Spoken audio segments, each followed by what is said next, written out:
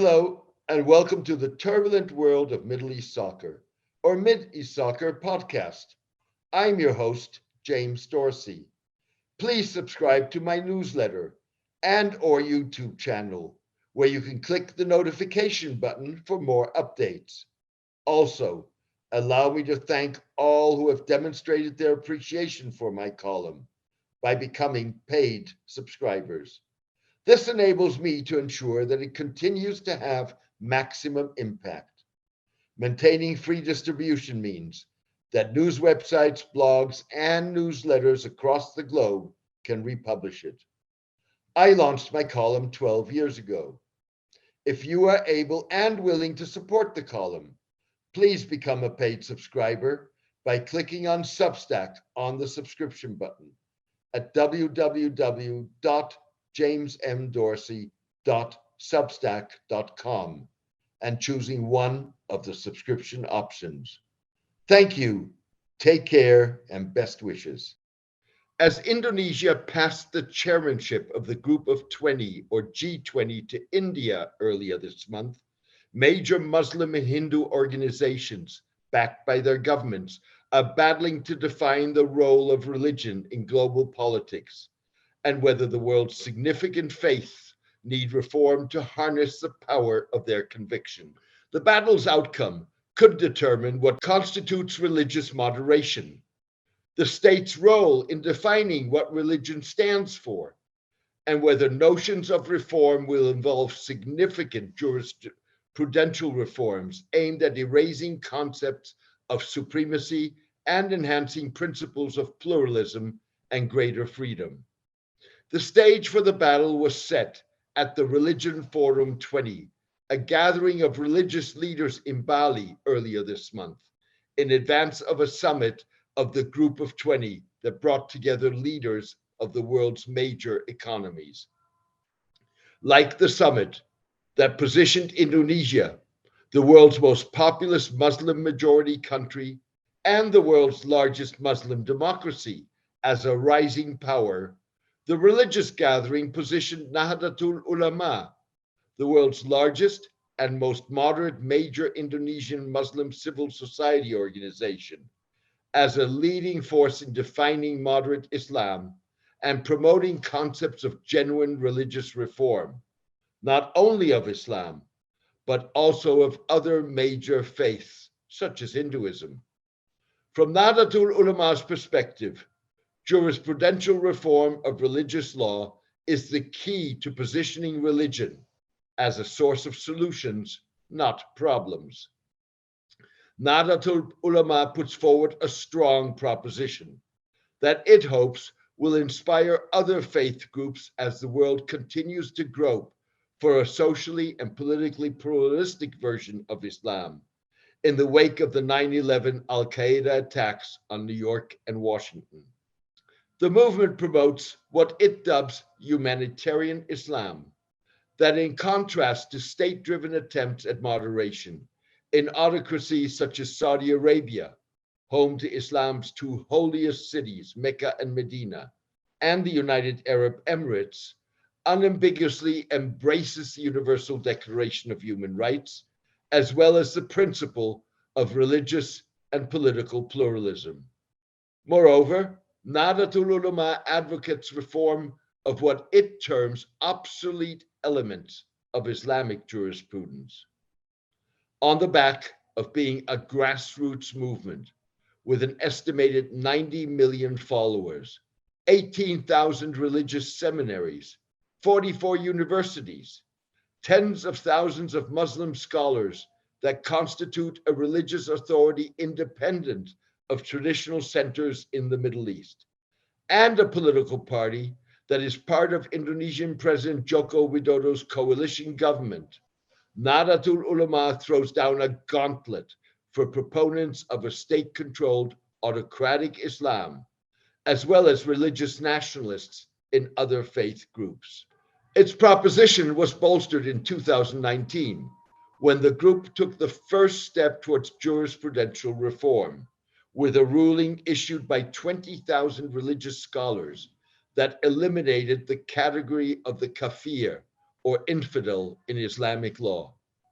Nahdlatul Ulama had hoped that gathering religious leaders in advance of this month's G20 summit would position reformist religious figures as an institutionalized engagement group of the world's most powerful political leaders and spark a movement that, based on shared civilizational values, would promote moderate and pluralistic expressions of religion across faith groups.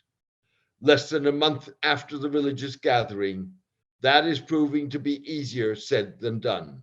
Rather than creating buy-in from other major Muslim organizations like Saudi Arabia's state-controlled Muslim World League, whom Nahdlatul Ulama invited to co-host the religious summit, and Rashtriya Swayamsevak Sangh, or RSS, the right-wing Hindu nationalist group that constitutes the ideological cradle of Indian Prime Minister Narendra Modi and his ruling Bharatiya Janata Party, the summit appears to have sparked a subtle power struggle. The RSS and the BJP are widely seen as attempting to hollow out Indian democracy and secularism, while instigating anti-Muslim sentiment in India, which is home to 200 million Muslims, the world's largest Muslim minority. Barely back from the religious summit, Ram Madhav, an RSS National Executive Committee member and close associate of Mr. Modi, whom many see as a moderate, fired the first Indian salvo in the inter-religious power struggle, as Indian officials and religious leaders conceptualize what they want to achieve at next year's G20 summit and what role religion and religious leaders may play. Chipping away at Indonesia's designation of the Religion Forum 20 as an official G20 engagement group, with a permanent secretariat hosted by Nahdlatul Ulama's Jakarta and North Carolina-based Center for Shared Civilizational Values, Mr. Madhav was non-committal in his first public remarks after returning from Bali to India. Mr. Madhav expressed a personal preference for maintaining the Religion Forum, with the caveat that it remained unclear whether the gathering would be allowed to retain its official G20 status. The Indian government will take an appropriate decision, Mr. Madhav said in a television interview.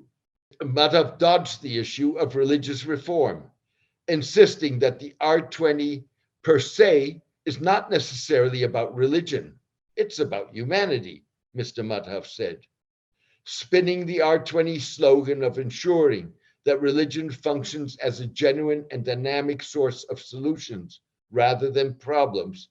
Mr. Madhav suggested that religion could help solve global problems such as climate change and tackle what he described as woke issues like LGBTQ, issues related to family, marriage, even gender, rather than exercise introspection to eliminate problematic religious tenets as advocated by Nahdlatul Ulama. This forum was intended to discuss global issues. In that sense, the focus of this religious forum was not and will not be religion alone. It will not be religion-centric, but humanity-centric. So an effort to bring religions together on larger issues, Mr. Madhav said. Similarly, the Muslim World League has used the Religion Forum 20 to tout its own horn, while paying lip service to lofty values Mr. bin Salman would like to be identified with, but has yet to embrace wholeheartedly.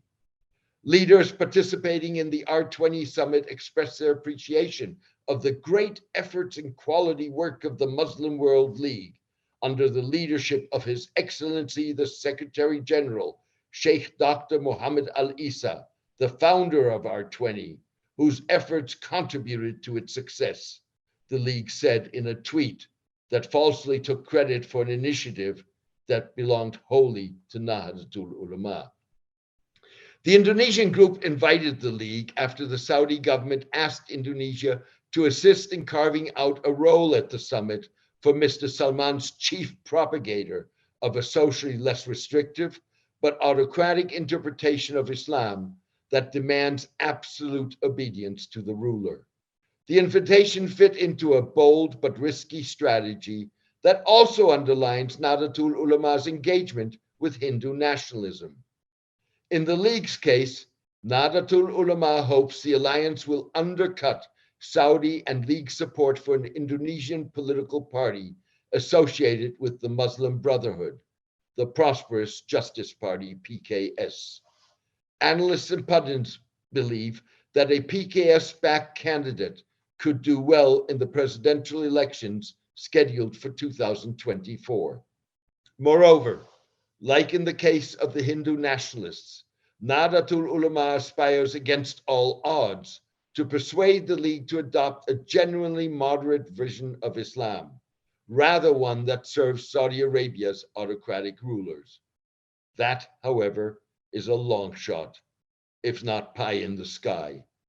Instead, the League has since the religious summit capitalized on Nahdlatul Ulama's dubious recognition of the Saudi government vehicle as an allegedly non-governmental organization. Furthermore, the League presumably seeks to prevent Nahdlatul Ulama from becoming a serious competitor for hearts and minds in the Muslim world through a policy of co-optation that fits into a broader Saudi and UAE effort aimed at seducing Indonesia with financial incentives. In the latest move, Mr. bin Salman last week offered to fund the restoration of the Jakarta Islamic Center after the large dome of the complex's mosque suffered fire damage during restoration work. Saudi Islamic Affairs Minister Abdul Latif al-Sheikh made no bones about the purpose of the funding. Mr. al-Sheikh, according to Arab News, said the funding was in the kingdom's interest in serving Islam and Muslims based on its leadership in the Islamic world. Thank you for joining me today. I hope you enjoyed the podcast. Also, thank you to all who have demonstrated their appreciation for my column by becoming paid subscribers. This allows me to ensure that it continues to have maximum impact.